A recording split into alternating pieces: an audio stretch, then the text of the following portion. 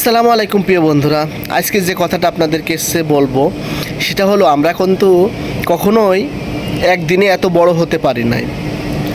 কিন্তু আমাদের বড় হওয়ার পেছনে কিন্তু আমাদের বাপ মায়ের অনেক অবদান আছে। তারা কিন্তু আমাদের পেছনের ইতিহাসটা যদি আমরা দেখি, তারা আমাদের কিন্তু ছোটোবেলা থেকে অনেক কষ্ট করে তারা আমাদেরকে মানুষ করেছে, এত বড় করেছে।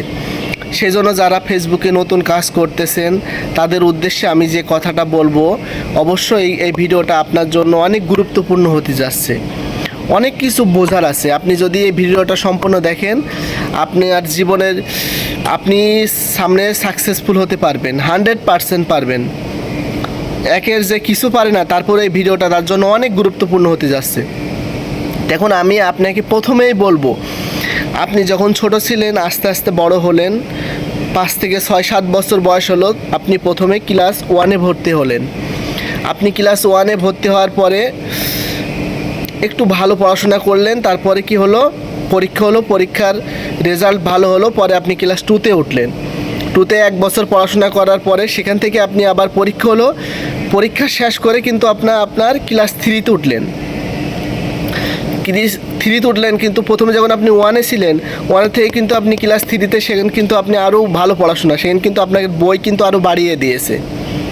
অঙ্কগুলো আগে যেগুলো ছিল সেগুলো কিন্তু আগের তুলনায় এটা কিন্তু অনেক স্ট্রং, যেগুলো আপনার বেশি কঠিন জটিল সেইগুলো কিন্তু আপনার মাস্টার মশাই দিয়েছে।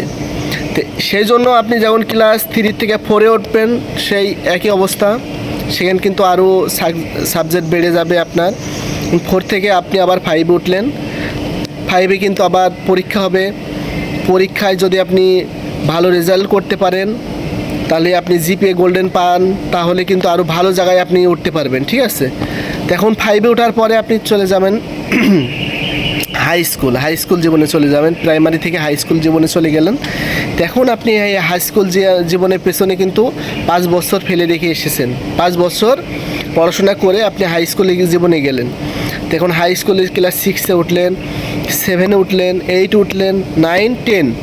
10-এ আপনার কি হলো, পরীক্ষা হলো। এই পরীক্ষার পরে ভালো রেজাল্ট করে আপনি ভালো একটা কলেজে ভর্তি হলেন। ভালো কলেজে ভর্তি হওয়ার পরে ওই কলেজ থেকে আপনি এইচএসসি পাস করলেন। এইচএসসি পাস করার পরে আপনি সেমন চিন্তা করবেন কি, তখন তো আপনি আরও ভালো গ্র্যাজুয়েট কমপ্লিট করবেন। তখন আপনি দেখবেন যে কোন ভার্সিটিতে চান্স পাবেন, ঢাকা ভার্সিটি দেবেন, রাজশাহী দেবেন, যে কোনো ভার্সিটিতে চান্স পাওয়ার জন্য দেখবেন।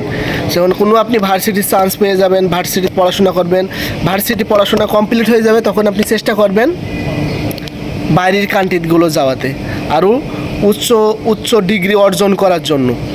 সেজন্য আপনাদেরকে বলবো, এই ফেসবুকে যারা নতুন কাজ করতে এসেছেন, এই ইউটিউবে যারা নতুন কাজ করতেছেন, তে আপনারা নতুন অবস্থায় সঠিকভাবে, আপনারা অনেকেই মনে করেন যে 1 মাসে সফলতা আসবে, 2 মাসে সফলতা আসবে। ভাই 1 মাস, 2 মাস, 3 মাস এটা আমি বেটার করব না। আপনি জীবনের 10 থেকে 15 বছর আপনি পড়াশোনার মাঝখানে কাটিয়ে দিলেন, আর ফেসবুকে এসে যদি আপনি 1 মাসের ভিতরে যদি ফেসবুকে ডলার ইনকাম করতেছেন, তাহলে কি হবে? আপনার যদি মেধা থাকে, আপনি যদি সঠিক গাইডলাইন, সঠিকভাবে যদি কাজ করতে পারেন, তাহলে এই ফেসবুক থেকেও আপনার দ্বারা সফলতা হওয়া সম্ভব। কারণ এই ফেসবুক থেকে যদি মন থেকে যদি কেউ চান, ফেসবুক, ইউটিউব, এই অনলাইন প্ল্যাটফর্মে থেকে আপনারাও এখান থেকে সাকসেসফুল হতে পারবেন। আশা করি সবাই আমার কথাটা বুঝছেন। সবাই ভিডিওটা বেশি বেশি শেয়ার করে দেবেন, সবাইকে দেখার সুযোগ করে দেবেন।